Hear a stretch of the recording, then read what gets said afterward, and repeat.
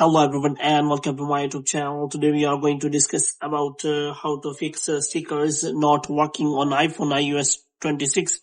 For example, if you want to use these stickers, which may be custom stickers or available stickers on your iPhone iOS 26, but if you see that are not working, so how you can fix that? For this, what you have to do, you have simply watch this video completely. So without wasting any time, let's start the video. So first of all, what you have to do, you have to simply make sure that you are connected to a proper Wi-Fi and internet connection. And after that, what you have to do next is you have to simply go to settings. And this time you have to simply click on general. And after that, you have to scroll it down until you find the option of transfer or reset icon. And here you have to simply click on reset and you have to reset all of your network settings.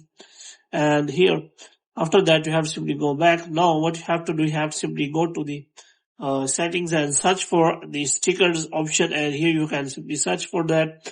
And if you find the option of stickers, then you can simply find for that. And you have to make sure that you have turned all this feature.